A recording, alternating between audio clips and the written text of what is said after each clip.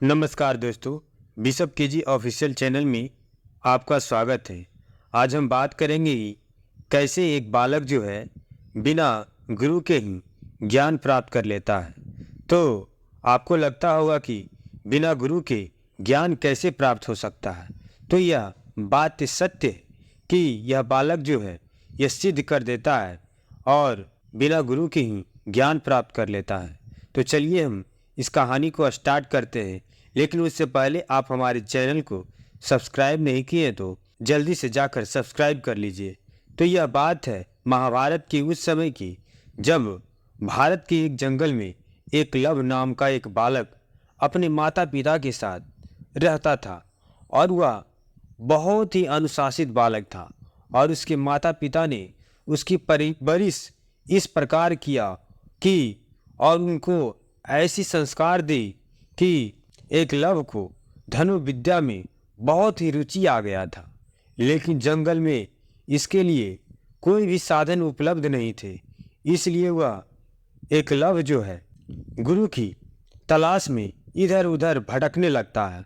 और एक दिन एकलव्य को द्रोणाचार्य के बारे में पता चलता है, तो वह गुरु द्रोणाचार्य से धनुर्विद्या सीखना चाहता था और वह गुरु द्रोणाचार्य को खोजते हुए निकल जाता है अपने गांव से। उस समय गुरु द्रोणाचार्य जो है उन दिनों राजकुमारों अर्थात पांडव और कौरवों को धनुर्विद्या सिखा रहे और उन्होंने भीष्म पितामह को वचन दिया था कि वह राजकुमारों के अलावा किसी को भी धनुर्विद्या का ज्ञान नहीं देंगे।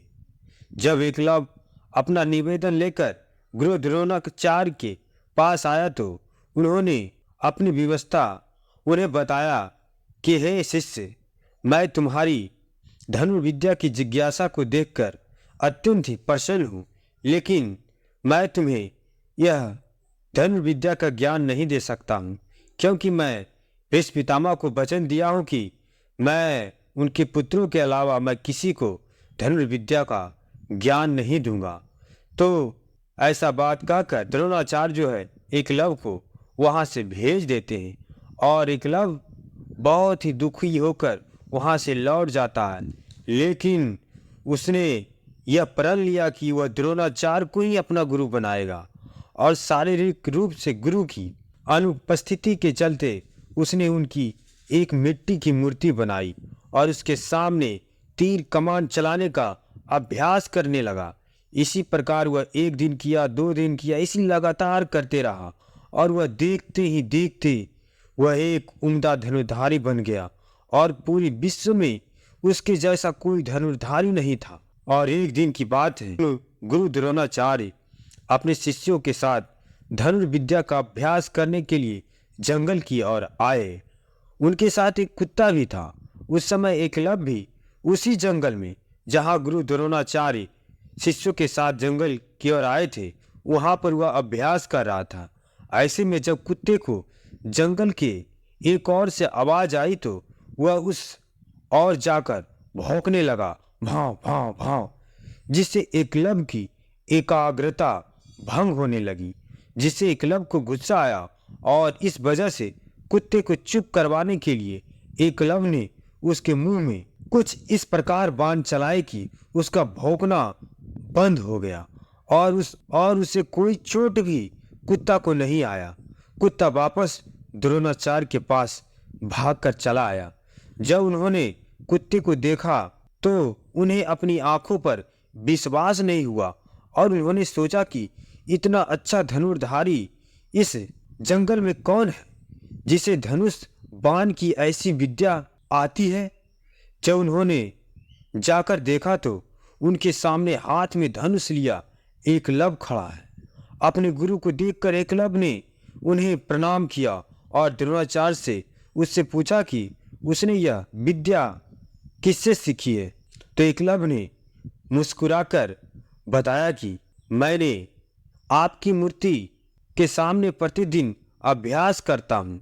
यह सुनकर द्रोणाचार्य जो है आश्चर्यचकित हुए कि यह कैसे हो सकता है, मेरा मूर्ति बनाकर यह मुझसे ज्ञान प्राप्त कर लिया। तो गुरु द्रोणाचार्य अर्जुन को यह वचन दिया था कि उससे बेहतर धनुर्धारी इस दुनिया में कोई नहीं होगा। लेकिन एकलव्य की विद्या उनके इस वचन में बाधा बन रही थी। ऐसे में उन्हें एक उपाय सूझा। उन्होंने एकलव्य से कहा, हे वत्स, तुमने मुझसे शिक्षा तो ले ली है, लेकिन मुझे गुरु दक्षिणा तो अभी तक नहीं दी। तो गुरु का आदेश सुनकर एकलव्य ने कहा, आदेश करे गुरुवर, आपको दक्षिणा में क्या चाहिए? एकलव्य की बात का जवाब देते हुए द्रोणाचार्य ने कहा कि गुरु दक्षिणा में मुझे और कुछ नहीं चाहिए। हे शिष्य, बस तुम अपने दाहिने हाथ का अंगूठा मुझे दे दो।